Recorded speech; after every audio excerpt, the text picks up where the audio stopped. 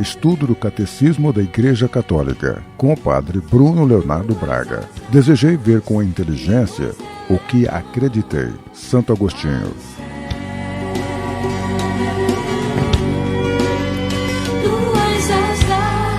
Vamos continuar hoje aquela meditação que já tem várias semanas que nós estamos fazendo a respeito do primeiro artigo da nossa profissão de fé, que afirma: creio em Deus Pai Todo-Poderoso, Criador do céu e da terra. São várias semanas de meditação. Quem diria que numa frase tão pequena, tão simples, nós estamos afirmando várias verdades de fé, às quais nós aderimos pela autoridade de Deus, que nos revelou essas mesmas verdades. E nós encerramos na semana passada o 4º parágrafo do Catecismo sobre esse primeiro artigo, e hoje nós vamos começar o 5º parágrafo. Nós pretendemos fazer essa meditação do 5º parágrafo em 2 semanas.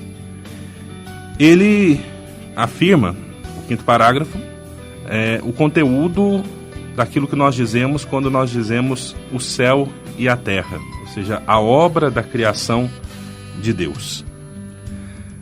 O catecismo ele toma por base a profissão de fé ou símbolo dos apóstolos, que é justamente essa afirmação que nós já fizemos: creio em Deus Pai Todo-Poderoso, Criador do céu e da terra.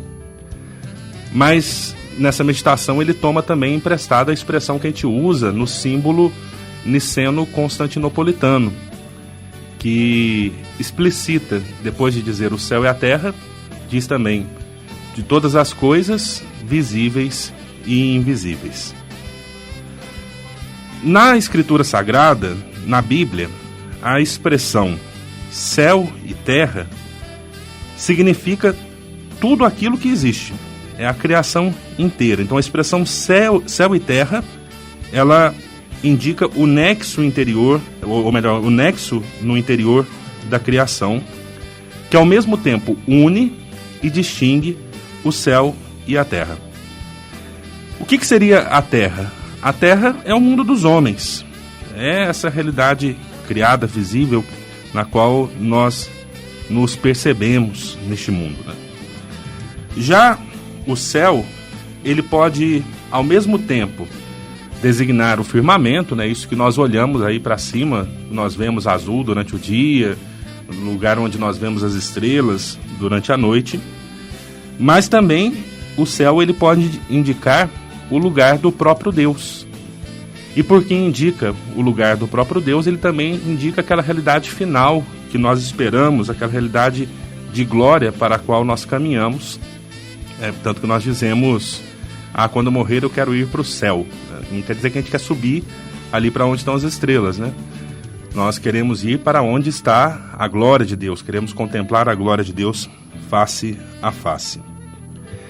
E ao mesmo tempo, o céu indica o lugar das criaturas espirituais, que fazem parte dessa realidade criatural invisível, ou seja, essa criação invisível que brotou da mão de Deus. E esses seres espirituais são aqueles que nós conhecemos como anjos, que estão aí ao redor de Deus. A profissão de fé do 4º Concílio de Latrão afirma que Deus criou conjuntamente, do nada, desde o início do tempo, ambas as criaturas, a espiritual e a corporal. Então não é que haja uma precedência, que o mundo espiritual tenha sido criado antes do mundo material, do mundo visível, mas num só ato de criação, e tirando do nada, Deus cria todas essas realidades: os anjos e o mundo terrestre. Mas por fim, ele cria o ser humano.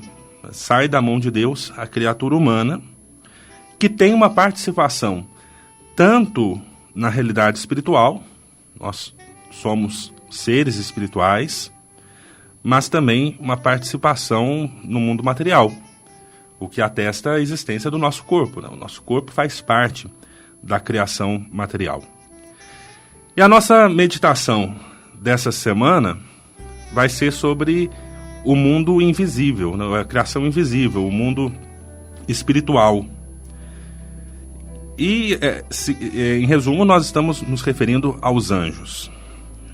Que os anjos existem consiste numa verdade de fé. É algo que foi revelado para nós. Essa existência de seres espirituais, ou seja, seres que não são corporais, e que a Escritura Sagrada chama de anjos, é uma verdade de fé. Nós temos testemunhos da existência dos anjos, tanto na Sagrada Escritura, quanto na Sagrada Tradição, que é unânime em afirmar a sua existência.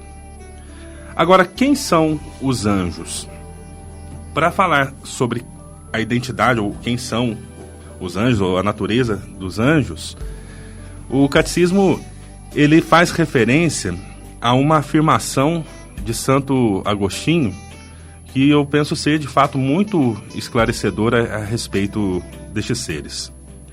Santo Agostinho diz assim: anjo, e a palavra anjo significa mensageiro, né, a tradução do significado para o português, anjo é designação de encargo, ou seja, de função, né, não de natureza. E Santo Agostinho prossegue. Se perguntares pela designação da natureza, é um espírito. Se perguntares pelo encargo, é um anjo. É espírito por aquilo que ele é anjo por aquilo que ele faz. Então, o que é um anjo? É um ser espiritual, mas é chamado anjo porque ele tem uma obra, ou tem uma função, tem um encargo de ser um mensageiro de Deus. Por todo o seu ser, os anjos são servidores e mensageiros de Deus.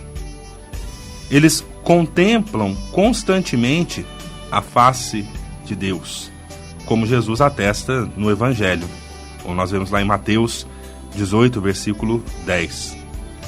E por causa disso, por contemplarem constantemente a face do Pai, eles são poderosos executores da sua palavra. Eles são obedientes à voz de Deus, como também nos mostra o Salmo 103, versículo 20. Como criaturas puramente espirituais, eles são dotados de inteligência e vontade. São criaturas pessoais, então não é uma massa de energia, não, existem anjos individuais, né? São criaturas pessoais. E ao mesmo tempo, eles são imortais. Em relação às criaturas, eles são mais perfeitos do que qualquer outra criatura. São mais perfeitos mesmo do que nós, seres humanos. E disso dá testemunho o fulgor da sua glória. No mundo angélico, existe um centro. E o centro do mundo angélico é a pessoa de Cristo. A Escritura Sagrada nos fala que os anjos são de Cristo. Jesus mesmo, no capítulo 25 de Mateus, ele usa a expressão: quando o Filho do Homem vier em sua glória com todos os seus anjos. Então os anjos são anjos de Cristo. E são de Cristo, são do Filho de Deus, porque foram criados por Ele e para Ele. Como nos diz a carta de São Paulo aos Colossenses, capítulo 1, versículo 16. Pois foi nele que foram criadas todas as coisas nos céus e na terra, as visíveis e as invisíveis. Tronos, dominações, principados, potestades, tudo foi criado por Ele e para Ele. E são seus, mais ainda, porque Ele os fez mensageiros do seu projeto de salvação. Nós lemos lá na carta aos Hebreus, no capítulo 1, versículo 14, porventura não são todos eles espíritos servidores, enviados ao serviço dos que devem herdar a salvação? Esses anjos, criaturas espirituais, estão aí desde a criação e ao longo de toda a história da salvação, anunciando, de longe ou de perto, essa salvação, e estão servindo ao desígnio divino de sua realização. Então, o que nós vemos lá na Bíblia? São anjos que fecham o paraíso terrestre, são anjos que protegem Ló, são anjos que salvam Agar e seu filho, seguram a mão de Abraão, comunicam a lei por seu ministério, conduzem o povo de Deus, anunciam nascimentos, anunciam vocações, dão assistência aos profetas, isso para citar apenas alguns exemplos. E finalmente é o anjo Gabriel que anuncia o nascimento do precursor, João Batista, e do próprio Jesus. Desde a encarnação até a ascensão, a vida de Cristo, o Verbo encarnado, ela é cercada da adoração e do serviço dos anjos. Quando Deus introduziu o primogênito no mundo, disse: adorem-no todos os anjos de Deus.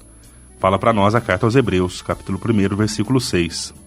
Quando Jesus nasceu, eles entoaram aquele canto, glória a Deus nas alturas, e esse canto não cessou de ressoar no louvor da igreja.